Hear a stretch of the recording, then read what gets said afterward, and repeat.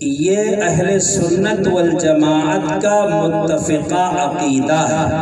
خیر الخلائق بعد الانبیاء بالتحقیق امیر المؤمنین ابی بکر الصدیق، کہ انسانوں میں سب سے زیادہ مقام انبیاء کرام کا، اور انبیاء میں سب سے اونچا مقام ہمارے حضرت نبی کریم صلی اللہ علیہ وسلم کا۔ دنیا میں احترام کے قابل ہیں جتنے لوگ، ہم سب کو مانتے ہیں مگر مصطفیٰ کے بعد، اور اللہ کے نبی علیہ السلام اور انبیاء کرام کا مقام ایک طرف، ان کی امتوں میں سب سے اونچا مقام ہمارے حضرت کی امت کا ہے، اور پوری امت میں سب سے اونچا مقام حضرت ابو بکر صدیق رضی اللہ تعالی عنہ کا ہے۔ مسلمانوں، اللہ کے نبی کے صحابہ کی تعداد 1,00,000 سے زیادہ ہے، لیکن سب سے زیادہ مقام اور سب سے زیادہ عظمت کی حامل جو شخصیت ہے وہ ابو بکر صدیق رضی اللہ تعالی عنہ کی شخصیت ہے۔ اس لیے نہیں کہ وہ اللہ کے نبی کے رشتہ دار ہیں، اور بھی ہیں جو نبی کے رشتہ دار ہیں، اس لیے نہیں کہ وہ نبی کے صحابی ہیں، بلکہ اور بھی ہیں جو اللہ کے نبی کے صحابی ہیں۔ رات کا وقت ہے، اللہ کی رحمت خاصہ آ چکی ہے۔ میں آپ حضرات کو تقریر سنانے نہیں بیٹھا، آپ میرے ایمانی بھائی ہیں، میں اپنا دل نکال کر کے آپ کے سامنے رکھ کے جاؤں گا کہتے ہوئے، اب جس کے جی میں آئے وہی پائے روشنی۔ میں نے تو دل جلا کے سر عام رکھ دیا، لیکن میری بات کو سن لو، اگر غلط کہوں سر عام گولی مار دو، لیکن اگر حق کہوں اور اللہ کی ذات سے امید ہے کہ میں حق کہوں گا تو اسے قبول کر لو۔ اب حالات تقریر کرنے اور سننے کے نہیں ہیں، عمل کے ڈگر پر چل نکلو۔ بہت خراب ہو چکے ہیں حالات، اگر عمل کے ڈگر پر ہماری زندگی نہ آئی، گردن کٹ جائے گی، سسکی بھی ہماری نہیں نکلے گی، یاد رکھنا۔ اللہ کے نبی کے صحابہ میں سب سے اونچا مقام جو حضرت ابو بکر صدیق کو ملا، اس لیے ملا کہ ان کے دل میں نبی کی محبت بھی بہت زیادہ تھی، اور المحب لمن یحب یطیع، اس محبت کے جذبے کا تقاضا اطاعت ہے۔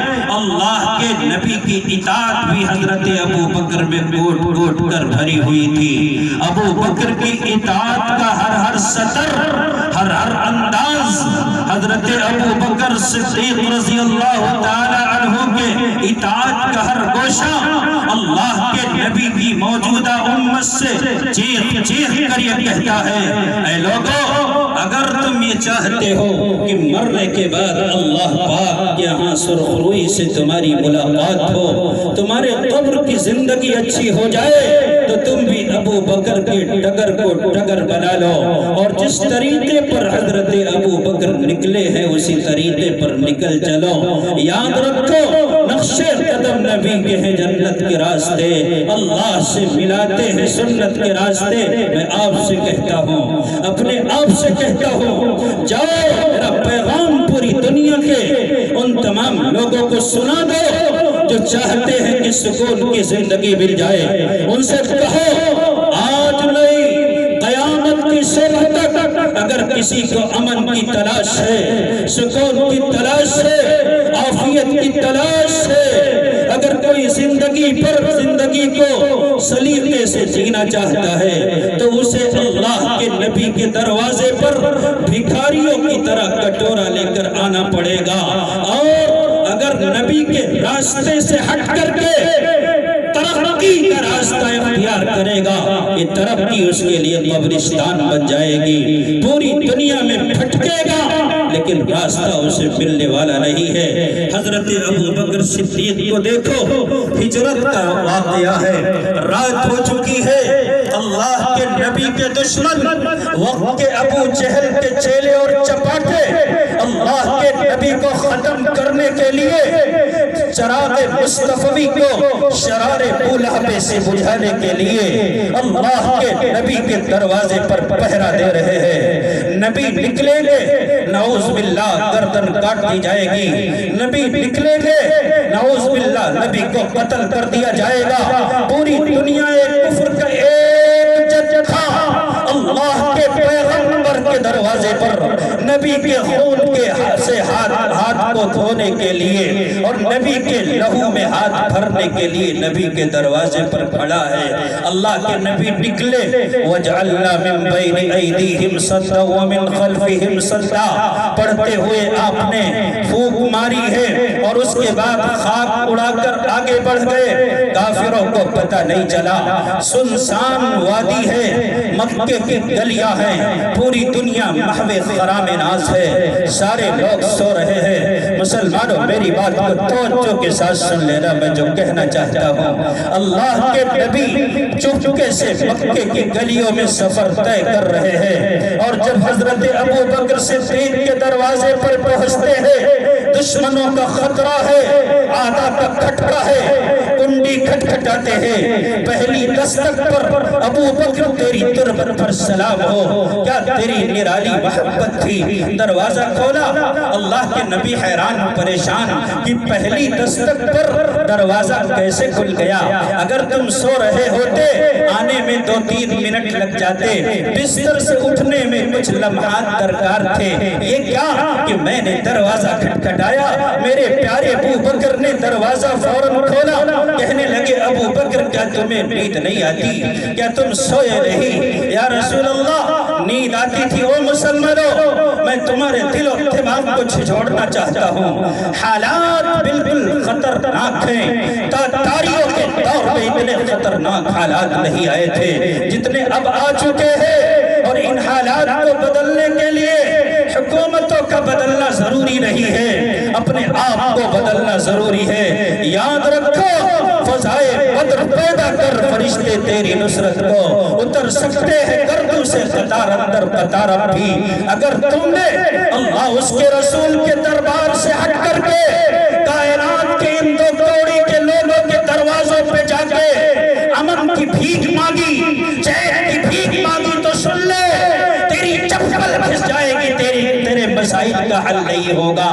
یاد رکھو نہ کہیں جہاں میں اما ملی، جو اما ملی تو کہاں ملی، میرے جرم خانہ خراب کو تیرے عفو بندہ نواز میں۔ حضرت ابو بکر صدیق رضی اللہ تعالی عنہ نے کہا یا رسول اللہ پہلے نیند آتی تھی، پہلے سویا کرتا تھا، لیکن کیا کروں، جس دن آپ نے خیال ظاہر فرمایا کہ ہو سکتا ہے اب ہجرت کا حکم ہو جائے، میں نے سوچا میرے محبوب کو ہجرت کا حکم ہوگا تو میں تو وہ ہو کہ میں نے ہر مقام پر نبی کا ساتھ دیا ہے، اللہ کے نبی کے ساتھ دعوت و تبلیغ کے سفر میں بھی رہا، اللہ کے نبی کے ساتھ میں نے بھی مشقت برداشت کی، اللہ کے نبی کے ساتھ دشمنوں کے تانے میں نے بھی سہے، اللہ کے نبی کے ساتھ مکہ کے کافروں کی گالیاں میں نے بھی برداشت کی۔ جب ہجرت کا حکم ہوگا تو کہا جائے گا اے رسول آپ ابو بکر صدیق کو بھی ساتھ لیتے جائے، اے اللہ کے پیغمبر اس کے بعد سے میں نے سونا چھوڑ دیا، کہیں ایسا نہ ہو کہ میرا محبوب میرے دروازے پر کھڑا ہو، کنڈی کھٹکھٹا رہا ہو، ابو بکر پڑا اپنے بستر پر سو رہا ہو۔ اے ابو بکر تیرے انداز عاشقی پر اللہ کی ہزاروں رحمت قربان، تو نے کیا وفاداری نبھائی ہے، کیا انداز سکھایا ہے۔ ایک طرف ابو بکر صدیق ہے اور ایک طرف آج یہ امت ہے، یاد کرو اپنی زندگی کو، یاد کرو اپنی کھلاوی زندگی کو، یاد کرو اے میری قوم کے لوگوں، تم بھی اللہ کے نبی علیہ السلام کی امت ہو، تم نے بھی کلمہ نبی کا پڑھا۔ وہ ابو بکر صدیق تو اللہ کے نبی کی تکلیف کے خیال سے ایک لمحہ بھی نہیں سویا، یہ پتا کہ تجھے کس نے اجازت دی ہے کہ تو رات میں موبائل چلاتا رہے، موبائل کی اسکرین پر اپنی نگاہوں کو گندگی سے آلودہ کر کے اپنے دل کو اللہ رب العزت کے محبت سے ویران کر کے اس کے اندر تصویر بتا کو آباد کر کے پوری رات موبائل پر لگا رہتا ہے، موبائل پر اپنے آپ کو مصروف رکھ کے اس وقت تجھے نیند آتی ہے جب مؤذن جگانے کی تیاری میں ہوتا ہے، ادھر لاؤڈ اسپیکر سے اللہ کی کبریائی کی اندر آواز آتی ہے اور ادھر تجھے نیند آتی ہے۔ اے میری قوم کے لوگوں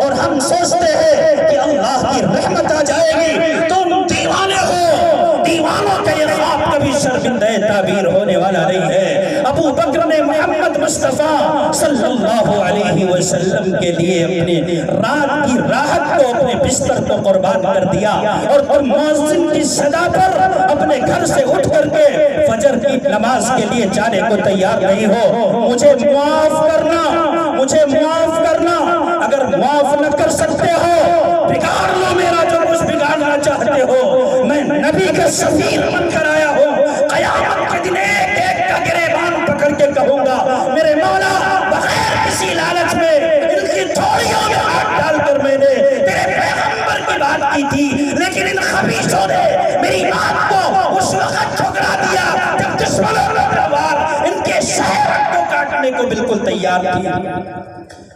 کس گمان میں ہو؟ علماء کے ہونٹ اگر قینچی سے کاٹے جا سکتے ہیں یقیناً، لیکن آپ بھی محفوظ نہیں رہ سکتے۔ کہتے ہو ہم نبی کے غلام ہیں، ہم نبی کے طریقے پر چلیں گے ہمیں جنت ملے گی۔ کہتے ہو قبر میں جا کر کے نبی کا چہرہ پہچان لیں گے۔ میدان محشر میں جب سورج سوا ریزے پر آ چکا ہوگا، ہم پیاسے ہوں گے، ہماری زبان اکڑ چکی ہوگی، تشنگی کے اس عالم میں اللہ کے نبی کے ہاتھوں حوض کوثر کا ہم جام پئیں گے، نبی کی شفاعت نصیب ہوگی۔ جو کام آپ کر رہے ہیں نا، جو کام ہم کر رہے ہیں، شفاعت کے لائق کام نہیں ہے، یقیناً حوض کوثر کے لائق کام نہیں ہے۔ ایک کام تو وہ ہے کہ ایک ایک کو کھڑا کر کے اس کے سر پر نہیں، اس کے چہرے پر سو چوکے مارے جائے، عقل ٹھکانے آ جائے۔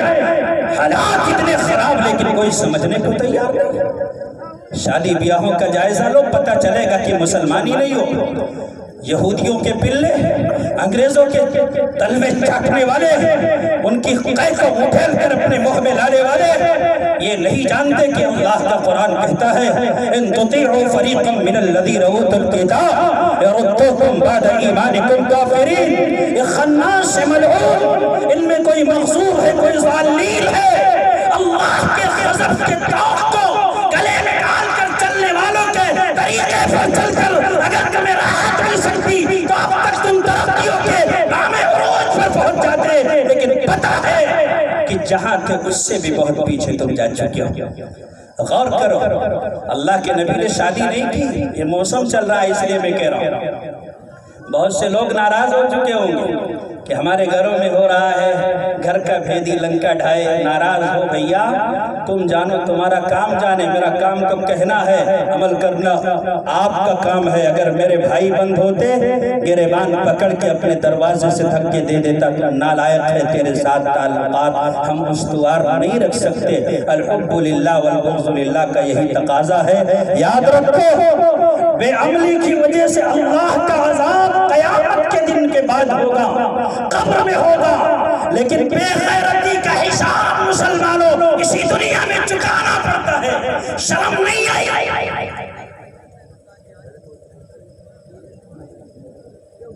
ابھی پانی پلائیں گے، لوگ کہیں گے کہ یہ پتی خاموش نہیں ہو تو پانی پی پی کے بول رہا ہے، جیسے آپ کیا کہتے ہیں لڑائی ہو گئی، ارے اس نے پانی پی پی کے گالی دی، تو اس لیے پانی وانی نہیں پینا ہے۔ میں جو بات کہہ رہا ہوں اللہ پاک کے واسطے سے، نبی کے واسطے، پیغمبر کے واسطے سے کہتا ہوں۔ اب تقریر سننے کے مزاج کے ساتھ ساتھ عمل کا داعیہ بھی پیدا کر، اس لیے کہ وہ دن دور نہیں کہ ممبر خاموش ہو جائے۔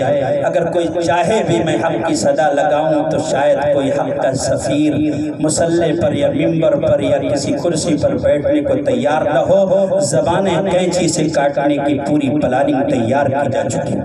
غور کرنا، اللہ کے نبی نے شادی نہیں کی، اپنی بھی کی، ایک ایک نہیں، آپ نے 11 شادیاں کی اور بقول بعض 17 شادیاں کی۔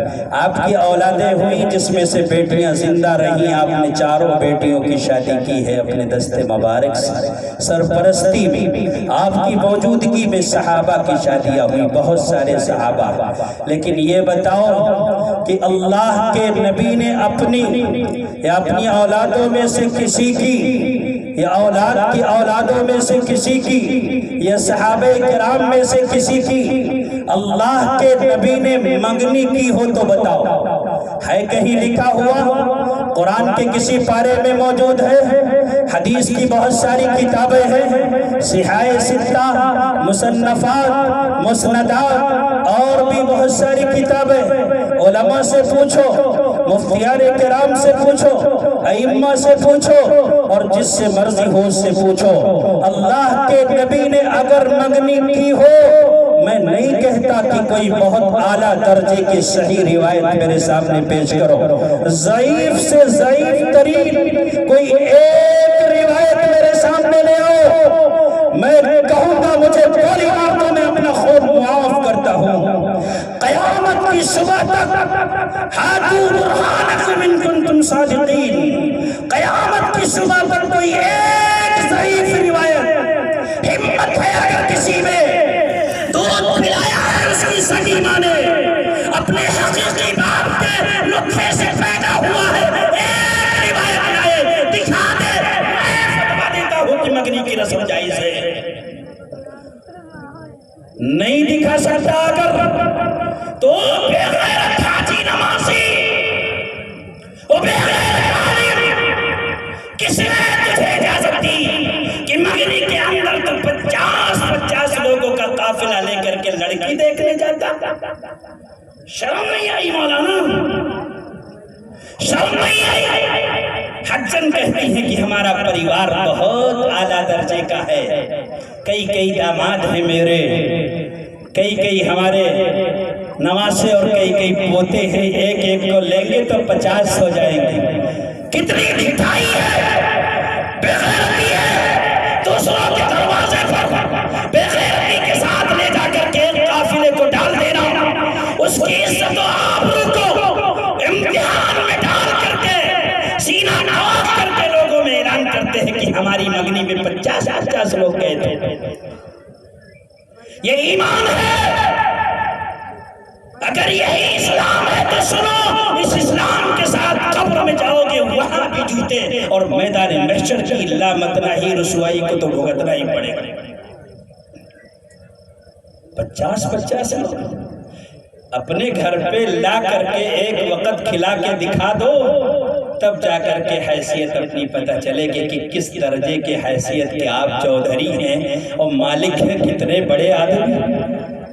کافروں سے رسمیں لیتے ہو، یہودی کتوں کے ڈگر پر چلتے ہو، عیسائیوں کا تھوکا چاٹتے ہو اور ترقی تلاش کرتے ہو۔ اللہ پاک نے ترقی کا راستہ جو بتایا تھا وہ تو دوسرا ہے، وہ اللہ کے پیغمبر کی سنت میں مضمر ہے، اور خلاف راہ پیغمبر قدم جو بھی اٹھائے گا کبھی رستہ نہ پائے گا، کبھی منزل نہ پائے گا۔ منگنی کی رسم کرنے پورا قافلہ گیا، اگر وہ گاڑی پلٹ گئی، حادثہ ہو گیا، خدا نخواستہ کسی پیڑ سے ٹکرا کر قافلے کے 10-20 لوگ مرے، گارنٹی سے کہتا ہوں کسی ایک سلامت دنیا سے نہیں جائے گا، کیونکہ جو شریعت میں بدعت کو ایجاد کرتا ہے وہ بھی قابل مذمت، اور جو اللہ کے نبی کی شریعت اور سنت میں رسموں کو رواج کو لا کر کے قائم کرتا ہے وہ بھی لائق ملامت اور مذمت ہے۔ نبی نے فرمایا رسوم الجاہلیت موضوعۃ تحت قدمی ہاتین، محمد نے جاہلیت کی ساری رسموں کو اپنے پیروں سے روٹ ڈالا۔ اتنی جرات تو نہیں کر سکتا کہ میں کہہ دوں کہ کلمہ طیبہ جتنا ضروری ہے سیکھنا اتنا ہی ضروری ڈاکٹری پڑھنا، ہو تو بھائی ساجد کی خاصیت ہے، لیکن میں اتنا ضرور کہوں گا کہ اللہ کے نبی صلی اللہ علیہ وسلم کی غیرت کو اگر للکارو گے، اپنی حرکتوں سے، اپنے کردار سے اللہ کے نبی کے دین کو بدنام کرو گے تو یاد رکھو، نہ یہاں سکون مل سکتا ہے، نہ قبر میں اور نہ حشر میں سکون مل سکتا ہے۔ عجیب بات ہے یار، اللہ کے نبی نے فرمایا، قرآن کہتا ہے کہ اللہ پاک فرماتا ہے قل ان کنتم تحبون اللہ فاتبعونی، کہ پیغمبر آپ اپنی امت سے کہو کہ اگر اللہ سے تمہیں پیار ہے تو میرے نقش قدم پر چلو۔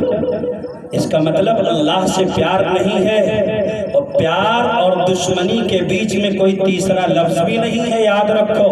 اگر پیار نہیں ہے اللہ سے، اگر پیار نہیں پیغمبر سے، اگر پیار نہیں قرآن سے، پیار نہیں حدیث سے، پیار نہیں پیارے آقا کے سیرت و کردار سے، تم اللہ کے دشمن ہو، اور اللہ کے دشمنوں کو جائے پناہ کہیں ملنے والی نہیں۔ اس سے بھی زیادہ بے غیرتی کی بات بتاؤں، منگنی میں لڑکی پسند آ گئی، ارے بھائی آپ کہو تو بات ختم کر دوں، 10 منٹ تو دعا میں بھی لگے، 12 بجنے والے، کہو تو بات ختم کروں نہ سن لو، اور صرف سنو نہیں، عمل کرنے کی نیت سے سننا۔ اب کریں گے منگنی، ارے منگنی کی رسم کریں گے اپنی ناک اونچی رکھنے کے لیے، کرو تم جاؤ بھاڑ میں، میرا کام بتانا تھا۔ کہیں ایسا نہ ہو جنازے کی نماز پڑھ کے مسلمان سمجھ کر قبر میں دفنا دیا گیا، اپنے انکار کرتوت کی وجہ سے قبر میں پہنچتے ہی قبلے کی طرف سے چہرہ پھیر دیا جائے کہ یہ نبی کا دشمن قبر میں آ گیا۔ ایسا نہیں ہونا چاہیے۔ الامان الحفیظ، بہت دکھ ہے، بڑا درد ہے، میں نے حالات دیکھے ان 10-20 دنوں میں، اس لیے میں کہتا ہوں منگنی میں لڑکی پسند آ گئی، کوئی بڑی بھی، میں ان کو بڑی بھی نہیں بلکہ شیطان کی خالہ گئی آگے، اور جا کر کے لڑکی سے کہتی ہے ماشاءاللہ تم تو پسند آ گئی ہو، اپنا کوئی نمبر دے دو، بات کرے گا اب میرا بھائی یا میرا دیور یا میرا بیٹا، کوئی بات کرے گا۔ حضرت تھانوی نے لکھا ہے کہ دیکھنا جائز ہے ایک نظر شادی سے پہلے اپنی ہونے والی بیوی کو، لیکن اصلاح انقلاب امت میں پڑھ رہا تھا، اس میں لکھا دکھانا جائز نہیں ہے۔ دیکھنے کا مطلب راہ چلتے کسی جگہ اتفاقیہ اگر نظر آ جائے تو کہہ دو یہ ہے آپ کی ہونے والی بیوی، ہوٹل بک کر کے ماشاءاللہ جس انداز میں لے جا کر کے دونوں کو ایک جا کر کے اس کے بعد سب رفو چکر ہو جاتے ہیں، خلوت کا موقع، تنہائی کا موقع دیتے ہیں تاکہ لوگ دونوں مل کر کے بات کر لیں۔ سن لو یہ حرام ہے، حرام ہے۔ ایسا کرنے والا اگر باپ وہ بھی بے غیرت، اور بھائی اگر ہے تو وہ بھی بے غیرت۔ سمجھ رہے ہیں نا میری بات کو؟ بعض لوگوں کی سمجھ میں نہیں آئے گی میری بات، کیونکہ وہ ایسا کر چکے ہیں، دل سیاہ ہو چکا ہے، اب سمجھ میں آنے والی بات نہیں ہے۔ سمجھو، زبردستی سمجھو، سمجھنے کا وقت ہے، اس کے بعد کوئی اب وقت آنے والا نہیں ہے۔ نمبر لے لیا، اب جا کر کے وہ لڑکا لڑکی دونوں بات کرتے، پوری رات لڑکی ٹیرس پر کھڑی ہے، لڑکا ٹیرس پر کھڑا ہے، تراویح ہو گئی، نماز پوری ہو گئی، شہری کا وقت آ گیا، دونوں لگے ہوئے ہیں بات چیت کرنے میں۔ 1-2 دن نہیں، اسی حال پر سال 2 سال تک چھوڑ دیا جاتا ہے، اور لڑکی لڑکا دونوں بات کرتے، اور نارمل باتیں رہی بلکہ کچھ چٹپٹی باتیں بھی اس میں آتی ہیں۔ بڑے بوڑھے جو ہیں شاید اپنا زمانہ یاد کر کے شرمندہ ہو جائے۔ میں کہتا ہوں یہ نیٹ کا دور ہے، موبائل کا زمانہ ہے، صرف باتیں ہی نہیں ہوتی ہیں، لڑکی سے مطالبہ بھی ہوتا ہے، آج جمعہ ہے، آج نہا کے آئی ہو، بڑی خوبصورت لگ رہی ہو، آج تم اپنی زیارت کرا دو، اپنا دیدار کرا دو۔ ویڈیو کالنگ کر کے لڑکا لڑکی کو دیکھتا ہے اور کہتا ہے کہ تم ایک دن میری بیوی بنو گی، ایسا کرو کہ دوپٹہ ہٹا کر کے اپنے وہ اعضاء جس کو میں نام لے کر ممبر کا تقدس اجازت نہیں دیتا کہ بیان کروں، اس عضو کو دیکھنے کا لڑکا مطالبہ کرتا ہے۔ بھولی بھالی لڑکی ناقصات العقل والدین وہ دکھا دیتی ہے۔ یاد رکھا مسلمانوں، اگر نکاح ہو گیا تو سب کچھ حلال ہے، لیکن بغیر نکاح کے لڑکی اور لڑکا اگر بات کرے، ایک بار نہیں 1000 بار منگنی ہو چکی ہو، رشتہ ہو چکا ہو، لیکن اگر نکاح نہیں ہوا، ایجاب و قبول کے بول نہیں ہوئے، گواہ موجود نہیں تھے، اور نکاح کے بغیر بات ہو رہی ہے، یہ بات کرنا زبان کا زنا ہے، اور زنا حرام ہے۔ پھر کہتا ہوں سن لو، یہاں سے وہاں تک اگر میری آواز کمزور سی پوری دنیا کے کونے کونے تک پہنچ جائے، میں سب اپنے بھائی بندوں سے کہتا ہوں بغیر نکاح کے یہ منگیتر جو ہے نا محرم ہے، گفتگو کرنا حرام ہے۔ سنا؟ ایک صاحب کہتے ہیں ایک نظر تو معاف ہے، ایک نظر معاف، ارے ایک نظر معاف ہے تو صاحب کہنے لگے اگر کوئی ٹک ٹکی بات کر دیکھتا ہی رہے، نظر ہی نہ جھپکائے تو کیا ہوگا؟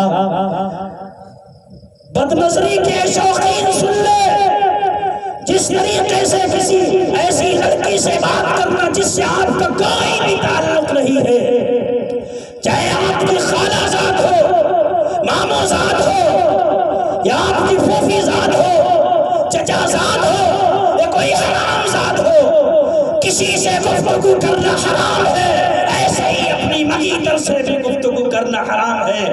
اس لعنت میں اپنے آپ کو مبتلا نہ کرو، اللہ کے رحمت کے فرشتے اس دروازے کو بھول جاتے ہیں جس دروازے کے اندر رہنے والے اس طریقے کے ناجائز کام کو برداشت کرتا۔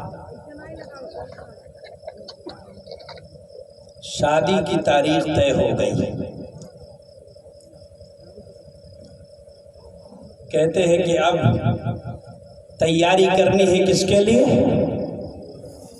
شادی کے لیے۔ 7-8 دن پہلے دولہے میاں جن کو دولہا بننا ہے انڈر ویئر پہن کر کے بیٹھ گئے، اوبٹن ملا جا رہا ہے۔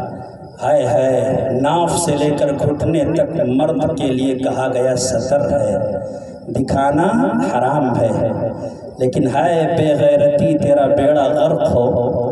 انسان ایک رسم ایجاد کرتا ہے اور کہتا بس یہی، اس کے علاوہ کچھ نہیں، لیکن خاصیت رسموں کی یہ ہے ہزاروں خواہش ایسی کہ ہر خواہش پہ دم نکلے، بہت نکلے میرے ارماں مگر پھر بھی وہ کم نکلے۔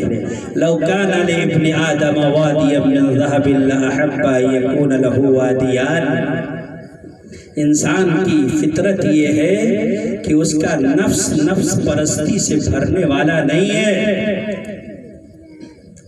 اوبٹن ملا جا رہا ہے، اوبٹن کالا کلوٹا تھا خناس، سوچتا ہے گورا ہو جاؤں گا پاؤڈر لگا کے، اور وہاں محلے کی ساری عورتیں جمع ہیں۔ جس پیغمبر کی امت کی بیٹیوں کا یہ عالم رہا ہو، زندگی میں ایک بار بھی ان کا سر کبھی ننگا نہیں ہوا۔ اللہ اکبر، جن کے سر سے غلطی سے بھی آنچل کبھی نہیں گرا، جن ماں بہن بیٹیوں کے آنکھوں پہ حیا کا یہ عالم تھا کہ اگر بے بسی سے نگاہ اٹھائی ہے، قد سمع اللہ قول التی تجادلک فی زوجہا وتشتکی الی اللہ واللہ یسمع تحاورکما۔ اللہ نے زمین پہ ان کی بے بسی کے نتیجے میں فیصلے نازل فرمائے۔ آج یہ محلے کی ساری عورتیں ایک بے غیرت آدمی کی شادی میں جو انڈر ویئر پہن کر بیٹھا ہے محلے میں جمع، گانے گا رہی ہیں، گیت کہاں کہاں سے۔ اللہ اکبر کہہ دو، سورہ اخلاص سنا دو، ایسا لگتا ہے جیسے زبان پہ لقوہ مار گیا۔ لا الہ الا اللہ، لا الہ الا اللہ نکلے گا زبان سے، الحمدللہ للہ ہی رہا۔ جس انداز میں قرآن اترا تھا اس انداز میں پڑھنے کی کبھی سوچی ہی نہیں۔ اب گانے ہزار گوا لو، قدم سوئے مرقد نظر سوئے جانا، کہاں جا رہا ہے کدھر دیکھتا ہے، پیر قبر میں لٹکانے کے باوجود یہ چھچوری حرکتیں، یہ رسم و رواج۔ اللہ اکبر، ان شیطان کی خالاؤں کی وجہ سے پورے محلے کو اللہ کے رحمت کے فرشتے چھوڑ دیتے ہیں، غضب کے فرشتے گھیر لیتے ہیں۔ لعنت ہوتی ہے اس گھر پر جس گھر میں اس بے حیائی کے کام کو انجام دے دیا جاتا ہے۔ قرآن کہتا ہے، حالانکہ خاص اس کا شان نزول ہے، لیکن اللہ کہتا ہے ان الذین یحبون ان تشیع الفاحشۃ فی الذین آمنوا لہم عذاب علیم فی الدنیا والآخرہ۔ جو ایمان والوں میں بے حیائی کو پھیلانا پسند کرتے ہیں، دنیا میں بھی عذاب ہے ان کے لیے، آخرت میں بھی عذاب ہے۔ یہ عذاب دکھ نہیں رہا؟ باپ لڑکیوں کے ساتھ ڈانس کر رہا تھا، لڑکی بھاگ گئی غیر کے ساتھ، یہ عذاب نہیں ہے؟ مرتد ہو گئی لڑکیاں، یہ عذاب نہیں ہے؟ قرآن پاک نے موضع عذاب میں یذبحون ابناءکم ویستحیون نساءکم لڑکوں کو ذبح کر دیتا تھا فرعون، لڑکیوں کو اس لیے چھوڑ دیتا تھا کہ یہ قبطیوں کے بچے کو جنم دیں گی۔ یہ عذاب نہیں ہے؟ اس سے بڑا عذاب کیا ہوگا؟ میری تیری لڑکی، کلمہ پڑھنے والے کی لڑکی، سینے سے ایمان کے تشخص کو، ایمان کے علامت کو، اور ایمان اللہ رب العزت نے جو ایمان اسے دیا ہے، جو کامیابی کی بنیاد ہے، نکال کر کے غیروں کے ساتھ، خناسوں کے ساتھ، شرابیوں کے ساتھ بھاگ جائے، یہ اللہ کا عذاب نہیں تو اور کیا؟ بھائی میرے ذرا 2-4 منٹ رک جاؤ۔ ابھی یہ محمد مصطفیٰ کی امت ہے، تھوڑی دیر نہیں پوری رات اگر چلتا رہے تو یہ بیٹھی رہے گی انشاءاللہ۔ بیٹھے رہیں گے نا انشاءاللہ؟ شبنم نہیں شعلوں کی بھی بارش ہوگی، بیٹھے رہیں گے؟ بلا کے بھاگ جانا صوفیوں کا کام ہے، بلا کے بیٹھ جانا یہ صوفیوں کا کام ہے۔ لیکن اگر فجر کی نماز چھوٹ گئی، اور نماز تو بہت دور کی بات ہے، جماعت ہی چھوٹ گئی، تو میں سمجھتا ہوں بیٹھنا خسارے سے خالی نہیں۔ اس لیے ہوش و حواس ٹھکانے رکھ کے بس اتنا سنو کہ جتنا ہم برداشت کر سکے، وہ قانون جس کی اجازت دیتا۔ تو میں عرض کر رہا تھا کہ پورے محلے کی لڑکیاں اکٹھا ہو کر کے اوبٹن ملا جا رہا ہے، اس کے بعد وہ ساری گانے گا رہے ہیں۔ یہ تو لڑکا بے غیرت ہی ہے، لیکن اس مجلس میں جو لڑکیاں آئی ہیں، جو عورتیں آئی ہیں، جو شیطان کی خالائیں آئی ہیں، یاد رکھو، کان کھول کر کے سن لو، ان کے بھائی بھی بے غیرت، ان کے باپ بھی بے غیرت، ان کے شوہر بھی بے غیرت، جنہوں نے اس مجلس میں اپنی عورتوں کو آنے کی اجازت دی ہے۔ بے غیرتی کی مجلس میں اگر ہماری عورت آئے اور ہمارا دل نہ دکھے تو سنو دوسری حدیث، شب قدر گزری، نبی نے فرمایا سلائے عام ہے، مغفرت کی دھواں دھار بارش ہوتی ہے، لیکن دیوس کی مغفرت نہیں ہوتی۔ یا رسول اللہ، یہ کون بزرگ شخصیت ہے دیوس؟ یہ تو بتا دیجئے کہ دیوس کسے کہتے ہیں؟ اللہ کے نبی نے فرمایا جو اپنی بہن بیٹیوں کے تعلق سے بے غیرتی کو برداشت کرے وہ دیوس ہے۔ دیکھتا ہے میرے گھر میں نامحرم لڑکے آتے ہیں، میری بیٹی بات کرتی ہے، اپنی بیٹی کو کہتا ہے یہ تیرا خالہ زاد بھائی ہے، بائک پر بیٹھ کر اس کے ساتھ چلی جا، اپنے بھتیجے سے کہتا ہے یہ تیری بہن ہے، اس کو بٹھا کر کے کالج لے جا کر کے چھوڑ دے، وہ کہتا ہے یہ تیری پھوپھی زادی بہن ہے، اس کو تو اس کے گھر تک ڈراپ کر دے۔ اگر یہ کام کوئی کرتا ہے یہ بے غیرتی ہے، غیروں کے ساتھ کار میں تیری لڑکی گھومے تجھے خبر نہیں، اسکوٹی پر بیٹھ کر کے تتلیوں کی طرح پھرے تجھے خبر نہیں ہے، گھومنے کے لیے شملہ، میسوری اور نینی تال کی ترائیوں میں جائے تجھے خبر نہیں ہے، ہاسٹلوں میں کالج کے رکھ کر کے بھول گیا جیسے کوئی بیجا سامان رکھ کر بھول جاتا ہو، اور ایک چند کوڑیوں کے لوگ اس کے ریپ کی دھمکی دینے والے، گالیاں دینے والے، پلان بنا کر کے اسے اغوا کر کے MMS بنا کر نیٹ پر اپلوڈ کر کے اسے طوائفوں کے کوٹے پر پہنچانے والے تجھے نظر نہیں آ رہے؟ اس سے بڑی بے غیرتی کیا ہوگی؟ 10 لاکھ مرتد ہو گئی، 20 لاکھ مرتد ہو گئی، آنکڑے گنتے رہو، گھروں کے دروازوں کو بند نہ کرنا، حیا کی حفاظت نہ کرنا، پیغمبر کی سنت کو اپنے پیروں سے روکتے رہو، ترقی مل جائے گی۔ اللہ اکبر۔ اور آگے کی سنو، بارات لے کر جا رہے ہیں، مولویوں نے کہا کہ چلو کوئی ناجائز تو نہیں ہے، میں نے بھی کہا چلو ٹھیک ہے، کہہ دو نہ حاجی صاحب ناراض ہو جائیں گے، مسجد سے نکال دیں گے، جن کی کہیں نہیں چلتی وہ مسجد میں چلانے کی کوشش کرتے ہیں، کچھ نہیں ملا تو امام صاحب چٹائی کی ہوئی مڑی ہوئی ہے، اور کچھ نہیں ملا تو استنجا خانہ کیوں صاف نہیں، امام صاحب اسی کام کے لیے رہ گئے، آج گمنام صحیح علم کی دولت والے حشر میں یہی سالار نظر آتے ہیں۔ کل جب کسی نورانی قاعدے والے کے پیچھے چاپلوسی کرتے ہوئے میدان محشر میں پھرو گے حضرت جی اور میرا بیڑا بھی پار کروا لو، تب عقل آئے گی اور خیر سے بدھو گھر کو لوٹے۔ اگر لوٹ آتے تو کام بن جاتا، یہاں تو صبح کا بھولا ہوا شام کو بھی گھر نہیں آیا، بتاؤ کیا ہوگا۔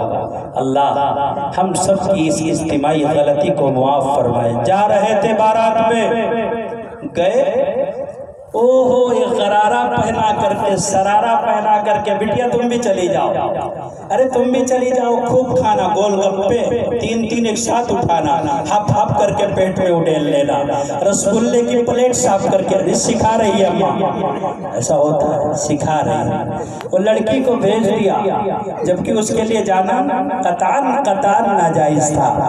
جس بس میں بیٹھی ہے اس میں نامحرم بھی، ارے نامحرم صرف نہیں منچلے بھی ہیں۔ بارات کا شوق کسی اچھے آدمی کو نہیں ہوتا۔ ہم تو اپنی بارات نہیں گئے، ارے اپنی نہیں گئے تو کیا میری شادی نہیں ہوئی؟ کنوارا پھر رہا ہوں، اللہ کا شکر ہے۔ کئی بچے کوششوں کے نتیجے میں اللہ پاک کے فضل و مہربانی سے گھوم رہے۔ بسوں میں سفر کر رہی سرارہ پہن کر، لڑکے بیر مار رہے ہیں، کنکریاں مار رہے ہیں، اپنی طرف متوجہ کر رہے ہیں۔ کتنی لڑکیاں بھولی بھالی تھیں، گھر سے جب نکلی ہیں تو واقعتاً حیادار تھیں۔ ہمارے غلط تربیت کے نتیجے میں، سنتوں سے بغاوت کے نتیجے میں، غلط پالیسیوں کے نتیجے میں، ایک لقمہ کھانے کی حوث اور حرص نے اس موڑ پر پہنچایا کہ ہماری بچی وہاں بس میں سوار ہے، آنے سے پہلے وہ کسی اور کی ہو چکی ہوتی، اس کے خیالات بدل چکے ہوتے، وہ اپنے زندگی کا شہزادہ تلاش کر کے اس کا تاج محل اپنے دماغ میں بنا چکی ہوتی۔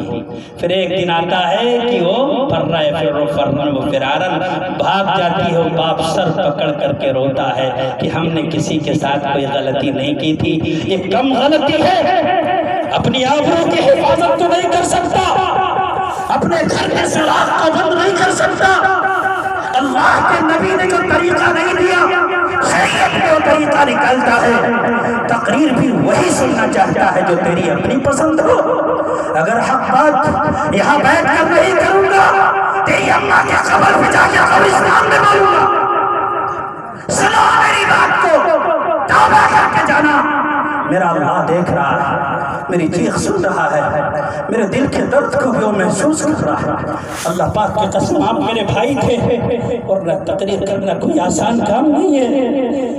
اس امید پہ آیا ہوں، کیا پتا اللہ پاک کسی کی زندگی میں باغ و بہار لے آئے۔ ایک اگر سنور گیا تو میرا بولنا کارآمد ہو گیا۔ سدھرنے کے لیے تیار ہے نا؟ بارات کوئی چیز نہیں ہے، جو جہیز وہیز لاتے ہیں نا، یہ سب لیتے ہوتے ہیں، سب مت لو، مالدار ہو جاؤ گے۔ میں کہہ رہا ہوں جہیز مت لو، مالدار ہو جاؤ گے۔ اور اگر مالدار نہیں ہوئے، اللہ کے توکل پر جہیز نہیں لیا، مالدار نہ ہوئے، جوتے لے کر کے رام پورا جانا، کرایہ بھی مجھے سے لے لینا، میں وعدہ کرتا، مالدار بن جاؤ گے۔ اور اگر لوگے، گاڑی چاہیے، بائک نہیں بلکہ 4 پہیہ چاہیے، ہیلی کاپٹر چاہیے۔ بیٹا پیدا کیا، بیٹا نہیں سانڈ ہے قربانی کا، بکرا ہے، سودا کر کے منڈی میں لے کر آئے ہو اسے، تیرا اپنا کمال تھا بیٹا پیدا کرنے کا۔